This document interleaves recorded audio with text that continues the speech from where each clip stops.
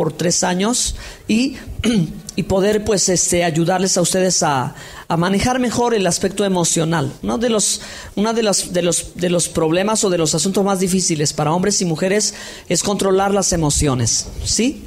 Controlar las emociones, tener dominio propio o poder conducir bien esa parte de nuestra vida, esa área de nuestra vida. ¿Por qué? Porque desafortunadamente desconocemos muchos aspectos del alma, ¿sí? Y por desconocer muchos aspectos del alma, a veces no llegamos a entender cuán posible o cuánto puede ser de utilidad el que usted pueda controlar perfectamente bien sus emociones, sin importar la situación o el problema al que se esté enfrentando. Podemos controlar las emociones. Esa es la buena noticia. Como dice el Salmo 103, bendice alma mía al Señor. ¿Okay? Entonces, si nosotros vamos entendiendo de qué manera estamos hechos y de qué manera está hecha nuestra alma, podremos saber, ¿verdad? O podremos conducir mejor nuestra vida en el aspecto emocional. Entendemos y sabemos que Dios, ¿verdad?, nos creó seres tripartitas, espíritu, alma y cuerpo, y de esto hablamos un martes, ¿ok? Pero el alma es el asiento de tus emociones, tus sentimientos, tus pensamientos, tu voluntad. Allí es donde radica tu libre albedrío, ahí es donde estás predeterminado a actuar o a reaccionar ante ciertas circunstancias de la vida, ¿sí? Entonces allí están colocados los instintos y también están colocados los apetitos del alma. Así que el alma tiene apetitos, el alma tiene deseos, el alma tiene anhelos y utiliza al cuerpo para satisfacer esos deseos. Entonces, Salmo 103, bendice alma mía al Señor. El salmista está dando una orden, una indicación a su corazón, a su alma, ¿okay? Lo está haciendo con su cabeza. Por eso recuerden una vez más algo que habíamos dicho. Tenemos que aprender a separar la mente del corazón, separar la cabeza del corazón, ¿sí? Porque requerimos trabajar con la mente, pensar bien lo que vamos a hacer con nuestra cabeza y después involucrar a nuestro corazón, ¿ok? Con la cabeza se selecciona, se escoge, se toma decisión de cuál es su tesoro, ¿ok? Y el corazón, Jesús dijo, el corazón sigue al tesoro. Donde esté vuestro tesoro, allí estará vuestro corazón. Y el corazón representa esas emociones, esos sentimientos, esa alma nuestra, ¿ok? Entonces, donde esté nuestro tesoro, está nuestro corazón. El corazón sigue al tesoro, no el tesoro al corazón. Si tu tesoro está en el cielo, tu corazón sigue a tu tesoro, o sea, va hacia allá. Si tu tesoro está en Dios, tu corazón sigue, ¿verdad?, a tu tesoro, sigue a Dios, no al revés.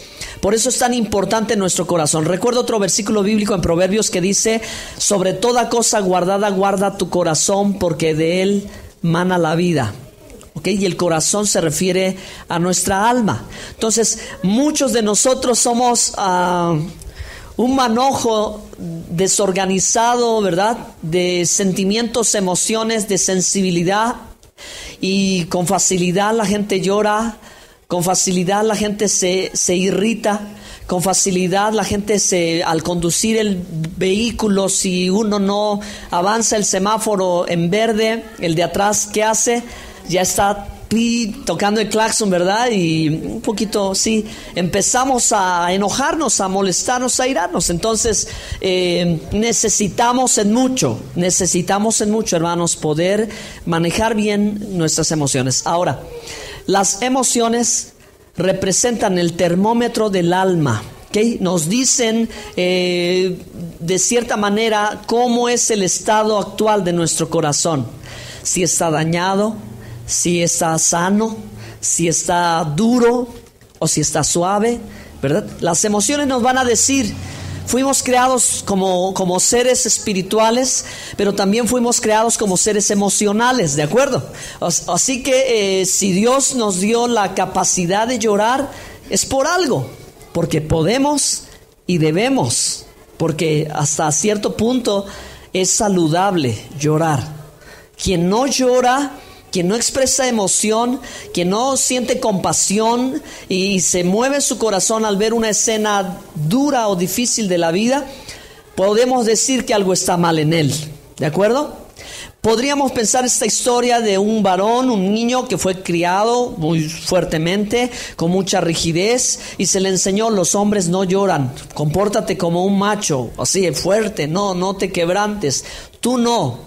Y vive de esa manera porque así fue educado, ¿okay? Así fue enseñado, y pues cuando ve una situación difícil o dolorosa no puede llorar.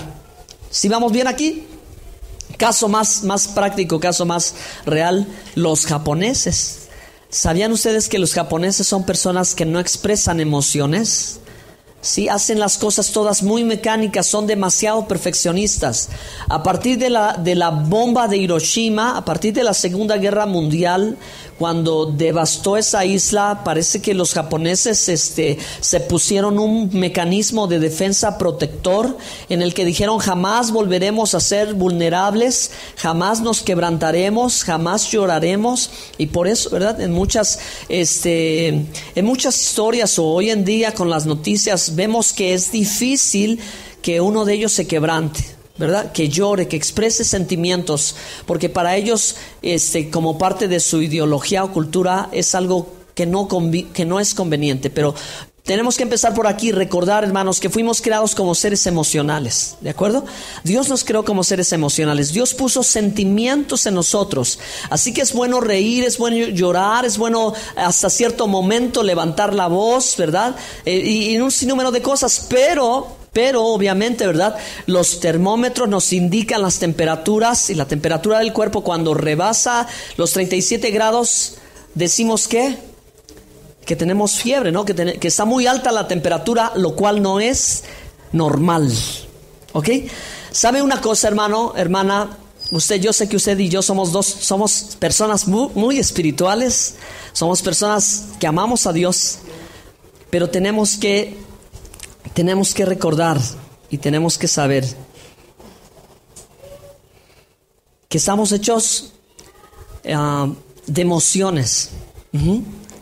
Tenemos que recordar, y eso es lo que yo les iba a decir. Dios quiere, escúcheme bien, Dios quiere que usted y yo seamos las personas más normales del mundo. Gracias por ese amén. ¿Por qué? Porque como todo, a veces nos proyectamos más de lo que debe ser. Salimos de balance, perdemos el equilibrio en lo espiritual y en lo natural. Perdemos el piso. Y entonces a veces nuestra vida se proyecta demasiado, tal y como el ejemplo que les decía: no, yo no tengo que llorar. Estoy pasando por una crisis tremenda, pero no tengo que llorar. ¿Qué van a decir de mí o qué van a pensar? Etcétera, etcétera. Hacemos esa clase de conclusiones, ¿ok? Entonces, algo que debe de usted recordar, que aunque somos personas que sí hemos conocido y tenemos una experiencia personal con Dios y una relación con Dios, y suceden cosas sobrenaturales en nuestra vida y vemos los milagros, aún a pesar de todas esas situaciones, Dios quiere que tú sigas viviendo tu vida normalmente. ¿Sabe por qué? Porque vivir una vida normal es una señal de balance. Es una señal de equilibrio, es una señal de confianza, es una señal de salud. Vivir una vida balanceada en todos los aspectos es un indicativo de que estamos creciendo, que estamos madurando, que estamos viviendo vidas saludables, vidas sanas, vidas correctas o vidas estables o equilibradas, ¿ok? Y eso es algo que Dios quiere, y Dios lo quiere, estoy seguro que lo quiere en el área de las emociones, en el área de los sentimientos. Ahora, vamos a hacer una comparación, dos cosas importantes con respecto a los sentimientos. ¿Ok? Hay sentimientos reales que nos invaden a todos los seres humanos, pero hay sentimientos verdaderos. Vamos a hacer un contraste, porque aquí es donde vamos a descubrir la espiritualidad de cada uno de nosotros. Sentimientos reales son lo que yo dentro de mí siento, que puede ser dolor, que puede ser rabia, que puede ser ira, que puede ser angustia. Eso es un sentimiento real, y negarlo me engaño a mí mismo. Pero no significa que sea un sentimiento verdadero, porque hay una diferencia grande entre la realidad y la verdad. ¿Ok? La realidad dice una cosa, pero la verdad dice otra cosa. Entonces, la realidad es lo que nosotros constantemente estamos viviendo. La realidad puede ser que nosotros tengamos un hogar dividido. La realidad puede ser que nos encontremos enfermos. La realidad puede ser que estemos pasando una crisis. Pero la verdad dice que Dios quiere que tu familia esté bien y esté unida. La verdad dice que eres sano por la llaga de Jesús. La verdad dice que Dios nos prosperará. El Dios de los cielos, Él nos prosperará. ¿Se dan cuenta? ¿Ok?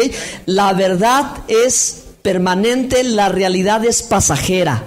Entonces, si pensamos en emociones reales, pensamos en lo que hoy y ahora yo estoy viviendo, de lo que no puedo mentir y no me puedo engañar a mí mismo, lo que siento en mi corazón y lo que pesa en mi vida, esa es mi realidad. Pero la verdad de Dios es diferente, porque la realidad pasa, ¿ok? Pero la verdad de Dios permanece para siempre. Así que cuando la Biblia dice más el fruto del Espíritu es amor, gozo, paz, paciencia, benignidad, bondad, fe, mansedumbre y templanza, la Biblia está diciendo, ¿verdad?, acerca de sentimientos verdaderos, porque el gozo no pasa, el gozo permanece. El gozo del Señor es mi fortaleza, ¿ok? El gozo de Dios permanece para siempre, ¿ok? Entonces esa clase de sentimientos verdaderos es lo que Dios desea que esté presente en nuestra vida, y en nuestros sentimientos reales, en nuestra vida, en lo que estemos atravesando, no lo podremos negar, pero debemos de entender que es pasajero, que es breve, que se va a desvanecer, que se va a acabar para que quede solo lo verdadero. Usted puede pasar una crisis real, pero la verdad de Dios es que nosotros estamos avanzando de gloria en gloria y de poder en poder. O sea, lo que la palabra de Dios dice es la verdad. Lo que yo estoy viviendo es la realidad, pero la Biblia dice otra cosa. ¿Ok? Entonces vamos a comenzar. ¿Quieres, por favor, avanzar? Me voy a enfocar en 5 puntos importantes. 5 emociones descontroladas, 5 de las más populares, 5 de las que tienen más rating en la sociedad, 5 de las que más frecuentemente usted y yo nos encontramos en nuestra vida diaria. ¿Ok? Número 1, la preocupación. Número 2, la ansiedad. Número 3, la ira. Número 4, el estrés. Y número 5, la depresión. Son emociones reales que tienen causas reales, pero que son pasajeras. ¿Ok? Tienen un comienzo y tienen un final. Todos las vivimos, las experimentamos, pero Dios no quiere que tú te quedes toda tu vida con una emoción como estas. ¿Ok? ¿Qué es la preocupación? Vamos a definir la preocupación. La preocupación se define como la parte pensante de la ansiedad. La preocupación está en la mente, ¿sí? Es una manera de pensar, ¿ok? La ansiedad es el aspecto emocional, pero la preocupación es el aspecto mental. Entonces, una serie de pensamientos e imágenes llenos de emoción, pero todos negativos. La palabra preocupación viene de una raíz anglosajona que significa estrangular o ahorcar. Así que cuando una persona está preocupada, lo más probable es que se sienta hacia el cuello, ¿verdad? Sí, que no hay una salida, que está estrecha, está estrangulada, se está ahogando. ¿Okay? Entonces, ¿existe lugar para la preocupación en la vida del cristiano? Queridos hermanos, la respuesta es no. No, de hecho no debe de haber preocupación en la vida de ningún ser humano, porque esta emoción refleja un descontrol, ¿ok? Esta emoción refleja un desbalance, esta emoción refleja, ¿verdad?, algo que no tiene ni sentido. ¿Usted alguna vez se ha preocupado por algo? Levante la mano. Amén, eso es. Amén, puedes bajar su mano. Hemos vivido preocupados, pero necesitamos volver a entender que la preocupación es innecesaria. Que la preocupación realmente no aporta ninguna solución a los problemas. Que la preocupación se caracteriza principalmente porque siempre estamos pensando lo malo de un asunto. Y eso envenena, eso es antibíblico. Les voy a decir Filipenses 4:8, anótenlo en sus citas. La Biblia dice, Filipenses 4:8, si hay algo bueno, algo digno, algo de alabanza, algo puro en lo que pensar, en eso piensa. Filipenses 4:8, en esto pensad. La Biblia no dice, enfócate en lo negativo, enfócate en tus problemas, preocúpate. Al contrario, la Biblia dice, ¿verdad? Si hay algo bueno que tú tengas que pensar, usa tu mente, esa capacidad tan grande que Dios nos ha dotado a los seres humanos, una supercomputadora como no la hay todavía, esta capacidad que tenemos tan grande, enfoquémosla en lo positivo, ¿ok? En las cosas buenas. Ahora, Jesucristo, ¿quieres darle a lo siguiente? Jesús dijo, ¿verdad?, que no tiene sentido preocuparnos. ¿De qué se preocupan las personas? Bueno, aquí hay 3 puntos. Número 1, las situaciones incómodas para las cuales se debe encontrar una solución. Por ejemplo, ¿cómo obtener el dinero para los alimentos? ¿Y cómo le voy a hacer mañana? ¿O cómo le voy a hacer para pagar la luz? ¿Cómo le voy a hacer para pagar el gas? ¿Cómo le voy a hacer para pagar la renta? Nosotros aquí en la casa de Dios no nos preocupamos por la renta. Amén, amén, amén. Muy bien, ok. Entonces no estamos preocupados por esas. Sin embargo, la realidad es que nos preocupamos, ¿verdad? Que nos tenemos que tronar los dedos a veces para saber cómo. Pero hermanos, esto tiene una causa, y precisamente estas emociones descontroladas tienen una causa, tienen una raíz, ¿sí?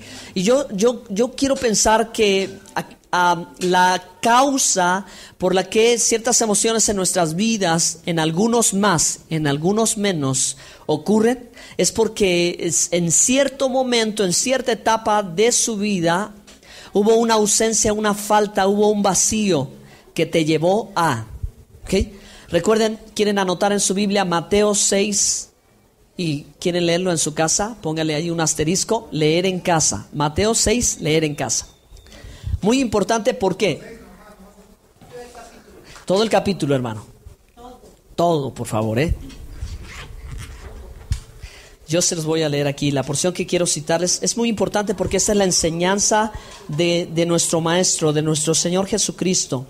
Mateo 6 dijo, por tanto os digo, no os afanéis por vuestra vida, qué habéis de comer o qué habéis de beber. El afán es preocupación.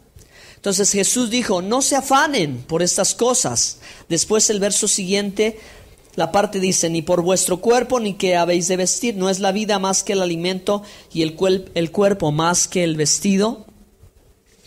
En muchos hogares y en muchas familias se viven experiencias muy dolorosas por la ausencia del padre, ¿verdad? O por la falta de la aportación emocional del padre. Y las personas o los hijos que crecen con las ausencias o con la falta de la aportación emocional de papá, no llegan a desarrollar la confianza suficiente, porque quizás pudieron tener la experiencia de una promesa incumplida, porque quizás papá en alguna ocasión dijo, voy a llegar a la noche y voy a traer un pastel y vamos a hacer una fiesta, y te quedaste esperando que él llegara y nunca llegó. Esa es la causa por la que, ¿verdad?, crecemos con la preocupación. Porque aprendimos equivocadamente, porque teníamos la esperanza de una promesa que no se cumplió. Y ocurrió en muchas ocasiones, y entonces dijimos, si papá prometió, pero ya sé que no va a llegar, entonces asumimos mal. Inconscientemente asumimos que si el padre terrenal o los padres terrenales no pudieron suplir aquellas cosas que se nos fue prometidas, entonces Dios tampoco lo podrá hacer. ¿Me están escuchando? ¿Sí? Entonces deseo, hermanos queridos, que me entiendan y que en esta tarde Dios traiga una sanidad en su corazón al saber que Dios es un Padre responsable, ¿sí? Que Él es un Padre bueno, que obviamente, ¿verdad?, no se compara a los padres terrenales. Por eso Jesús tenía total confianza de decir, no se tienen que preocupar por ningún asunto de esta vida. Dice, por nada estéis afanosos. ¿Qué habéis de comer? ¿Qué habéis de beber? Por vuestro cuerpo, ¿qué habéis de vestir? Y dijo Jesús, miren las aves del cielo, que ni siembran, ni ciegan, ni recogen en graneros, y vuestro Padre Celestial las alimenta. ¿No valéis vosotros mucho más que ellas? aquí está el punto de esta preciosa enseñanza. Que usted pueda recobrar una vez el valor que usted tiene delante del Padre Celestial. Amén. Nos preocupamos porque llegamos a pensar o llegamos a creer que Dios no nos va a suplir ni el vestido, ni el calzado, ni el abrigo, ni el alimento. Esto es así, hermano. Lo que crees en tu corazón es realmente lo que crees. No lo que crees con tu mente, sino lo que crees con tu corazón. Porque la Escritura dice, ¿verdad? Lo que cree en su corazón, tal es él. ¿Sí? O sea, como tú crees en el corazón. Yo puedo decirte, hermano, yo creo en Dios y yo tengo un Padre Celestial que no me preocupo, Él me va a alimentar y me va a sustentar. Pero yo mañana me siento a la mesa y yo no tengo el plato de comida, o me levanto y digo, no hay nada, y ahora ¿cómo le hago? Empiezo a tronarme los dedos y empiezo a buscar, ¿de acuerdo? Lo que realmente estoy creyendo, ahí se está manifestando en el momento, ¿verdad? En que yo no me puedo sentar y empezar a orar y dar gracias a Dios, creyendo que ahí Dios va a hacer un milagro, que Dios va a suplir. ¿Sí me entiende, hermano? ¿Sí? Realmente lo que creemos es en el momento en que estamos en la situación. Ahí es donde se expresa o se manifiesta nuestra verdadera fe. ¿Sí? De cuánta confianza tenemos en que tenemos a un Dios que nos va a proveer, que no nos va a dejar, que no nos va a abandonar. Entonces la clave está en el valor de cada uno de nosotros, que nosotros entendamos que somos valiosos para Dios, porque si las aves del cielo, es más, cualquiera de ustedes puede salir y caminar y usted se va a encontrar ahí algún pajarito, cualquier clase de ave, y mañana salimos y en 8 días volvemos a salir y van a estar y siguen. ¿Por qué?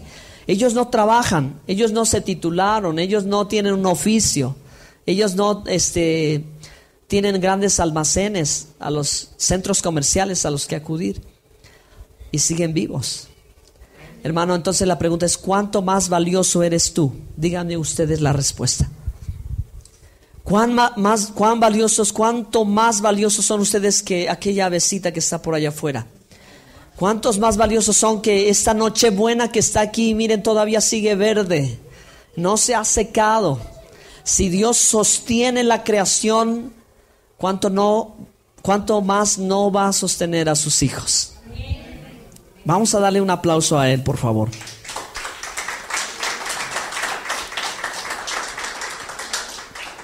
Recupere su autoestima. Recupere su valor propio.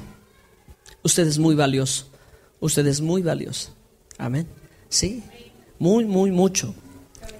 Número 2, situaciones molestas acerca de las cuales no se tiene control. Es muy común. Por ejemplo, una mamá que está enferma de cáncer y no puede frenar, no puede hacer nada, ¿ok?, para detener una enfermedad así. Entonces, situaciones que salen de control son las situaciones en las que nos empiezan a preocupar. ¿Okay?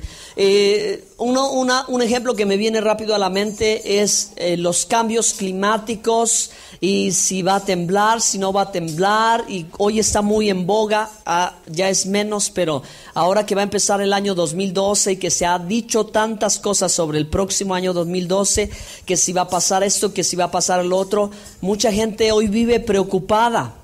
Y esa preocupación es porque no puede hacer nada para meter en control esa situación, ¿de acuerdo? Otro ejemplo más práctico es en la ciudad, la inseguridad. Creo que es lo mínimo lo que la gente cotidiana puede hacer para detener la violencia o detener la corrupción. ¿Qué podemos hacer, no? Y sí podremos hacer algo, pero frenarlo todo, controlar todo, no lo podemos hacer. ¿Ok? Entonces es una causa de preocupación. Y tercer lugar, insignificantes problemas de la vida diaria que no requieren gran atención y que carecen de importancia, son cosas que nos preocupan. Diga conmigo, no debo preocuparme por esas cosas. El preocuparse intensamente acerca de la posibilidad de que ocurra algo no previene que ocurra, y puede en realidad contribuir a que se produzca. La Biblia dice, porque lo que temí, eso me aconteció. ¿Ok? Y ese temor es a causa de la preocupación. Si me quedo sin trabajo, ¿cómo le voy a hacer? Y si me enfermo, ¿cómo le voy a hacer? ¿Sí? Y vivimos pensando en lo que podría ocurrir. Si me muero, ¿qué va a pasar? ¿Y quién va a pastorear a los hermanos? No es cierto, hermanos. No moriré, sino que viviré y contaré las obras de Jehová.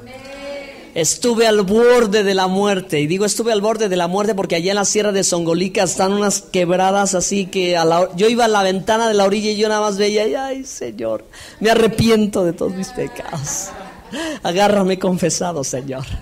Iba yo a mi esposa y yo orando por el conductor, ¿verdad? Ahí estábamos, nos tocó adelante. Pero han ido a la sierra de Songolica. Las curvas son muy pronunciadas, son muy cerradas. Hay declives así dramáticos, ¿verdad? Parece que el camión se sale a la orillita de la carretera, parece que se va a salir. Pero ok, entonces, pues, sí. Preocuparse no ayuda a nada. Preocuparse no previene nada. Por ejemplo, ¿cuántos saben que se van a morir algún día? Muy lejano, muy lejano, ¿ok? Lo sabemos, eso va a pasar. Es parte de esta experiencia en la vida, ¿ok? Pero si vivimos preocupados diciendo ¿qué va a pasar cuando me muera? ¿Qué va a pasar si me muero? No vamos a obtener nada, ¿de acuerdo? Nuestro pensamiento, nuestro énfasis está en lo negativo. Entonces sabemos que lo que va a pasar, querido hermano. Bueno, si no es que Cristo viene antes, si nos vamos con el Señor, ¿ok?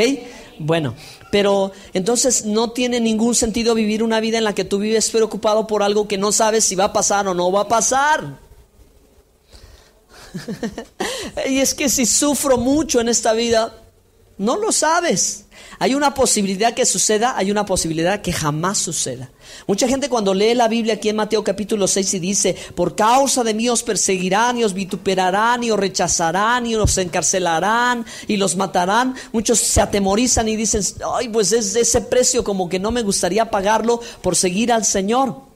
Sin embargo, tú no sabes si te va a pasar o no te va a pasar. Y a lo mejor las cosas que ya has vivido conociendo a Cristo sean las cosas más difíciles de tu vida, ¿ok? Y no haya algo así. Hubo gente en el pasado que sí murió por predicar el Evangelio de Jesucristo, pero eso no lo determinamos nosotros, ¿de acuerdo? Eso no lo sabemos, así que si vaya a ocurrir algo o no vaya a ocurrir, no tiene absolutamente ningún propósito el vivir preocupado.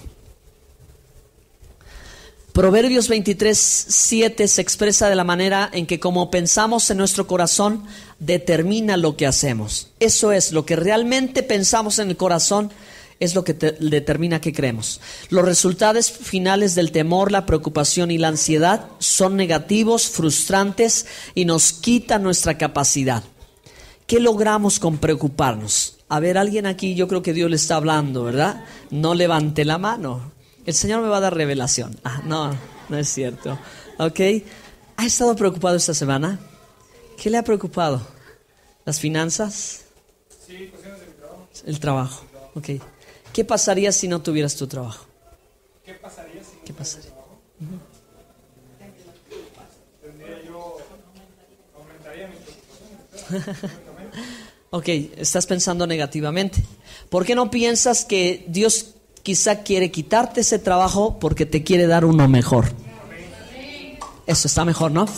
Y digas, Señor, ese trabajo me lo vas a quitar, pero me vas a dar uno mejor, y me vas a dar un mejor salario, y me vas a dar un mejor sueldo, y yo voy a poder estar en las reuniones de la iglesia. ¿No estaría mejor? Amén. Ahora sí, dele fuerte el aplauso a Dios. Yo sé que quiere dárselo. Siguiente, por favor. Eso es. Nada más es un asunto de nuestra manera de pensar. No enfocarnos en lo negativo, vamos a enfocarnos en lo positivo, porque eso nos puede ayudar un poquito más. No estamos negando la realidad, pero estamos viendo que la preocupación no nos va a servir para nada. Entonces vamos a hablar de la ansiedad. La ansiedad es una dolorosa o aprensiva inquietud mental atada a un acontecimiento inminente. Es una respuesta llena de temor que impacta al cuerpo, ¿cómo? Con reacciones que incluyen sudores, tensión muscular, palpitaciones o una respiración acelerada. ¿Alguna vez se ha sentido ansioso por algo? ¿Ha experimentado la ansiedad? es un problema muy fuerte, es un problema terrible, ¿verdad? Porque te estás disponiendo sobre algo que todavía no acontece, ¿verdad? Estás experimentando algo antes de tiempo, que no tienes la seguridad si será o no será. Entonces, muchos problemas dentro de la familia producen ansiedad. Los más comunes, de veras, la economía, la salud, el matrimonio, ¿sí? Son los conflictos, los problemas, ¿verdad? Decisiones equivocadas, ¿cómo dice, hermana? Los celos dan ansiedad, ¿ok? Sí, debe ser algo difícil, ¿verdad? Porque estás preocupada. O enfrentar un problema, una confrontación de una situación, claro que sí, ¿verdad? Si vas a enfrentarte a tu jefe, si vas a confrontarte a tu esposa, si vas a enfrentar, cuidado, ¿verdad? Sí, o los hijos, nuestros hijos, ¿creen que ellos viven en ansiedad? Ellos sí. Ahora, hermanos, los niños, no era de esa manera antes, pero por el ritmo de vida que hoy tenemos en este siglo XXI y cómo hacemos las cosas, hoy la ansiedad es una enfermedad crónica. Les quiero platicar algo importante que entiendo, y van a ver cómo, ¿verdad?, la modernidad o la posmodernidad o la tecnología hoy está llevando a una generación que viva con una ansiedad crónica. Pero antes de decir eso, ¿me acuerdan, ansiedad crónica? Vamos a preguntar, ¿quiénes con toda confianza, díganlo, no tenga pena, ¿quiénes son mayores de 65 años aquí? Yo lo sabía, sí, así es, ¿verdad? Es parte de nuestro magnetismo. ¿Dónde está mi esposa? Digo nuestro magnetismo refiriéndome, ¿verdad?, a que lo que uno es, uno atrae. Así que aquí hay puros jóvenes. Amén. Ok, bueno, miren, las personas que viven hoy en día en este mundo de 65 años en adelante tienen una manera de ser muy especial, porque ellos crecieron en una época, por ejemplo, la Revolución Mexicana, ¿verdad? O son hijos de la Revolución Mexicana. Sus abuelos, sus papás fueron revolucionarios y ellos vivieron en un hogar a lo mejor desintegrado, alguien se murió, allí mataron a alguien, etcétera, etcétera. Algo aconteció de esa magnitud, ¿de acuerdo? Pero ellos crecieron siendo la gente que logró las instituciones como el Seguro Social, el Sindicato de Trabajadores, y peleó por derechos, pero crecieron con mucha rigidez. Es una generación que llaman silente, o sea, son muy rectos, muy rígidos, muy así, queriendo decir muy derechos, pero a la vez son muy duros, ¿ok? Entonces, hay iglesias a las que esas personas asisten y son iglesias tradicionales. ¿Por qué? Porque son iglesias igual, exactamente así, totalmente rígidas, y las personas que asisten así se comportan. Bueno, así fueron educados y hoy en día ellos se conducen así. Si usted tiene a su papá, usted sabe lo que quiero decir. O si tiene a su abuelito, sabe cómo son, ¿verdad? Sí, enérgicos, duros, recios, vaya. Ok, ellos crecieron en esa época y fueron formados así. Así que ellos son, ¿verdad?, de esa manera de ser. Si ellos vinieran a esta iglesia y nos vieran a nosotros, quizás no se sentirían muy cómodos, ¿verdad? ¿Por qué? Porque a ellos quizás les agradarían más los himnos muy solemnes, muy suaves, los coros muy melodiosos, ¿verdad? Y que todo fuera, ¿verdad?, tan puntual, tan claro, tan repetitivo, en fin, muy tradicional. ¿Cuántos son de las edades de 45 a 65 años? Ok, gracias por su franqueza. Todavía son jóvenes, ¿ok? Amén, vamos a orar por usted, hermana. Vamos a darle gracias a Dios, ¿ok? El viernes fiesta con la hermana Leti. ¿A qué horas, hermana? No es cierto. Ok, son la generación de los baby boomers. A ustedes les tocó ser a lo mejor bien pequeñititos, acababan de nacer cuando cayó la bomba en Hiroshima, ¿verdad? Son la generación posterior al bombazo, por eso se le puso, estudiando socioculturalmente esta generación, la generación de los bebés bomba.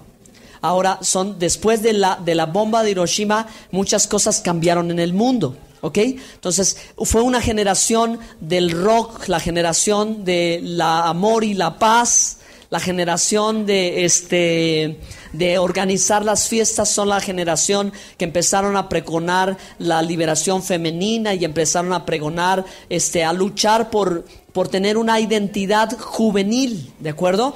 Son de la etapa de Elvis Presley y de los hippies, y bueno, eso era lo que estaba más o menos, ¿no? Dígame usted.